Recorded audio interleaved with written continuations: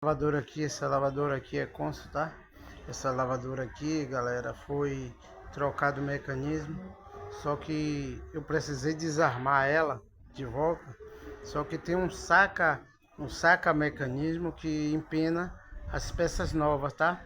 Aí você saca, aí você coloca no lugar que tá legal, tá vendo? Olha a diferença aqui, ó. Tá vendo? Agora eu vou rodar aqui, vou botar ela aqui mais ou menos, eu vou rodar para você ver mais ou menos o que é que faz. Observe aqui, ó. Tá vendo que tá empinado? Aí ele empina aqui, ó, o giro que deu, tá vendo? Aqui, ó. Aqui você vê a diferença. Aí quando você bota lá na máquina lá, aqui agora, deixa eu ver se dá para ver legal aqui.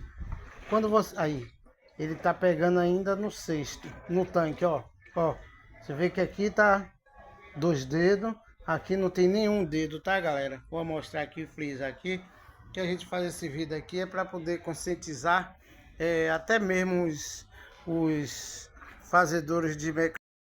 Fazedores não, tá, galera?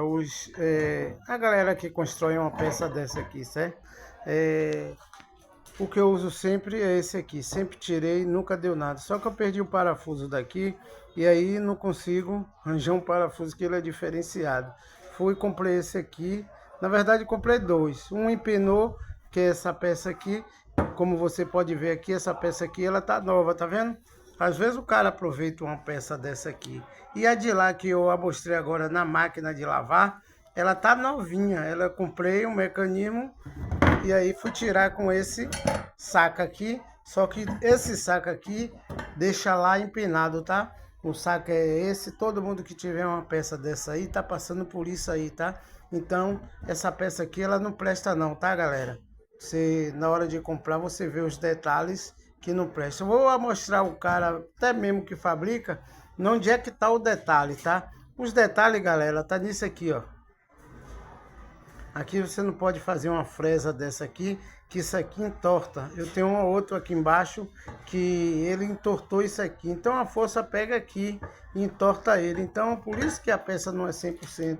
Porque como é que você me diz uma peça que já tem quase 10 anos, 6 anos mais ou menos, e ela não entortou isso aqui? Porque olha a grossura do ferro que bota e é soldado aqui assim, tá?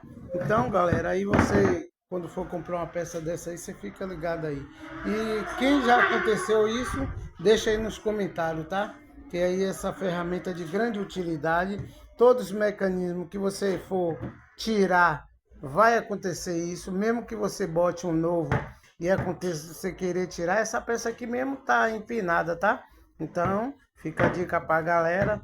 E aí é isso. Curta o vídeo e compartilhe, tá?